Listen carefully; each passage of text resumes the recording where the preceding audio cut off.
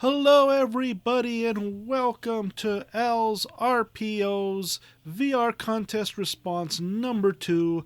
This one is going out to the autograph fisherman, Jon Burgess, who challenges us to come up with our top 10 athletes.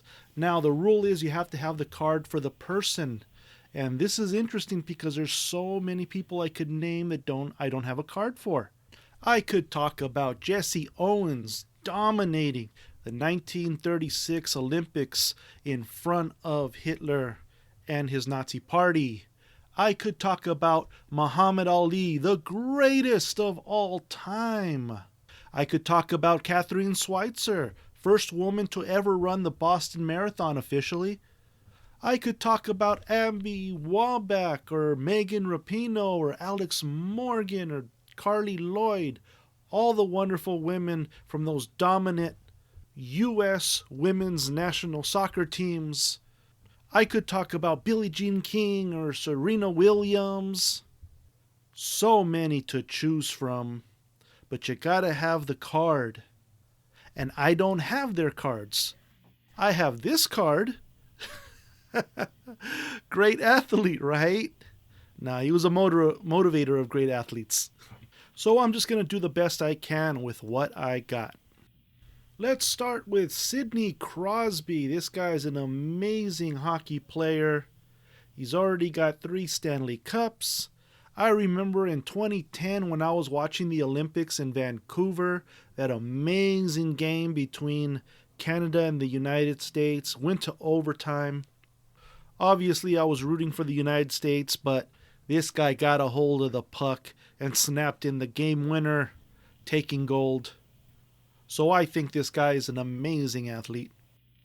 I'm also going to go with this guy, Tim Brown. 16 years with my Raiders, but he also played for the University of Notre Dame, one of my favorite college football teams. He was a 2-time All-American, and he was the first wide receiver to ever win the Heisman Trophy. Did that in '87. And when he graduated, he held 19 individual school records. Just an amazing career in college and in the pros. Fernando Valenzuela. Now, this guy, of course, had that wonderful 8-game run at the beginning of the '81 baseball season. 8 games, 8 starts, 8 complete games, 8 wins, 5 shutouts, an ERA of 0.5. But greatness can also be the impact that you have around you on a game and even on society.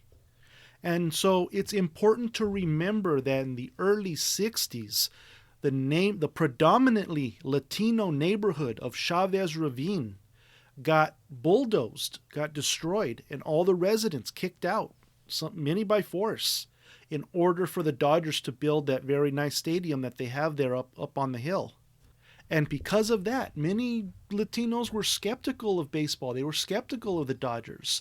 And then Fernando Valenzuela comes in. He's just a poor boy from a poor family of farmers in a little village in Mexico.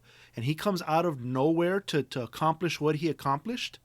It really excited the Latino community, and it made it so that it was, okay to enjoy baseball again. It was a huge impact. The LA Times reports that today, more than 40% of the Dodgers fans are Latinos. So I would say that this guy had a great impact on the game, which for me puts him in the category of great athlete. If we're going to talk about Dodger pitchers, we got to talk about Sandy Koufax. This is my only card of him. This guy had a great comeback story. In his first 6 years in the major leagues, he wasn't doing all that great. He had a great fastball. He just couldn't locate it. So he was walking a lot of people. He was getting these high ERAs. It just wasn't good. And then in '61, something clicked. He had a great season that year, and then for the next 5 years, it was just dominance.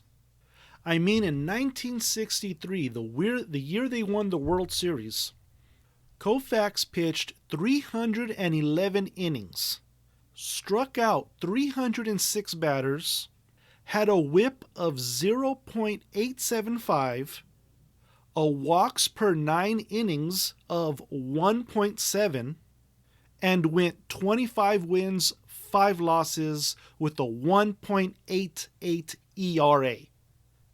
In that World Series, he beat Whitey Ford twice in 5 days, and the Dodgers swept the Yankees. Willie Stargell said hitting against him is like eating soup with a fork.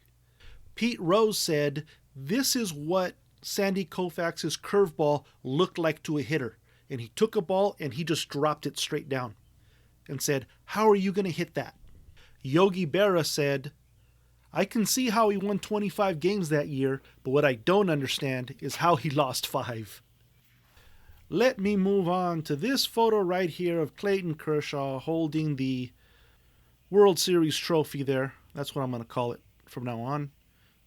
This guy has had a phenomenal career. He could just never get it done, it seemed, in the postseason. There was always going to be that one game where everything went off the rails for him, and that, stuck with him. And he should have won in 2017. That should have been his year, but we all know what happened there. But he still finally came back and won the championship in 2020. But what I think is really great about this athlete is that in those times when things didn't go right, he didn't point the finger blaming anybody else. He always said, "It's on me," and he stayed focused and strong and kept competing and kept having great seasons and kept coming back to try again. And just that will to always improve himself no matter what and come back no matter what. I think that is what it takes to be a great athlete. So I'm very happy to include him on this list. Pete Rose. I'm sure a lot of you guys know about this guy. 4,256 hits in his career. Wow. Great athlete, great competitor. He once told a story, and I'm trying to get this off of the top of my head, but he told a story where he said he accomplished a great feat in a baseball game, and this was a game that his father had come out to watch. But in his last at-bat, he hit a for sure ground out, and so he didn't hustle out the run to first. And after the game, when he got to meet his father called him out on it and said, "Hey, did you run as hard as you could on that last out?" And Rose said, "No." And his father said, "Well, don't you ever do that again. Don't you ever embarrass me like that again." That right there, I think, tells a little bit of the story about why this guy learned to be so motivated and always play the hardest, always compete the hardest. And that's how he got the nickname Charlie Hustle. This guy worked his butt off and accomplished great things. And that's one of the things I think you have to be a great athlete. Salvador Perez. I just want to give this guy a shout out because, I was trying to do my spreadsheet of stats for the upcoming fantasy baseball season, and I was looking over what the final stats were of the last year. And I look at Vladimir Guerrero, I'm like, wow, this guy should have won the Triple Crown. But he just wasn't the lead. He was leader in runs, he was leader in home runs, but he was not leader in RBIs. Yuri Gurriel won the batting championship.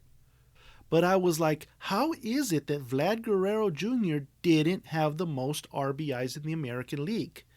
It's because Salvador Perez did. Guerrero with 111, Perez with the league-leading 121. At the same time hitting as many home runs as Vladimir Guerrero did, 48. Which, by the way, set the record for most home runs in a season as a primary catcher, beating Johnny Bench, who hit 45 in 1970. Just an amazing year he had, so I have to put him up here for one of the greatest athletes. Willie Mays. Yeah, I got to give respect to this guy, even though he played for the Giants.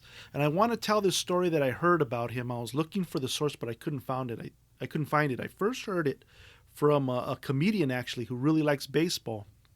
And the story goes like this. Mays was playing in AAA for the Minneapolis Millers in 1951. And at the end of May, the Giants manager, Leo DeRocher, gave him a call and said, "Hey, we need you to come up to the big leagues." And Mays actually said, "No, I don't think that's a good idea. I don't think I'm ready. I don't think I can hit major league pitching." And DeRocher said, "Well, tell me this. What are you hitting right now?" And Willie Mays said, "Well, right now I'm hitting 477. And DeRocher said, "Okay, do you think you can hit half of that for me? If so, come on up. We could use you." And so Mays came up to the major leagues, and what did he do? He won a Rookie of the Year award. That's it. I think that's a great story, so I just wanted to share that with you. Shohei Ohtani. Now look, here's the thing. Controversial take, right? I am not a fan of the designated hitter. I think one of the beautiful things about baseball is that there's a sort of equality in that everybody has to take their turn playing defense on the field and then playing offense with the bat. So having a couple of players that just focus on the defensive part by pitching or the offensive part by just batting, I think that's an unfair advantage when comparing them to everybody else who has to do both fielding and batting. So I don't think it's right. Some folks point out, well, the pitchers just don't hit very well. And what I say to that is because they never work on it. If they would just work on it, they could be good hitters as well. I'm absolutely sure of it. That's what athletes can do. They can achieve. I think Shohei Ohtani not only demonstrates that a pitcher can be a good hitter, he's showing that he's a great hitter, while at the same time being a good pitcher. Listen to these numbers last year. He hit 46 home runs and stole 26 bases. He's a 45-25 guy. All while giving you 103 runs and 100 RBIs. In fantasy baseball, that's just beauty. That's just, wow, you're contributing on all categories there. And his pitching is darn good too. He pitched 130.1 innings last year, 9 wins and 2 losses, 156 strikeouts.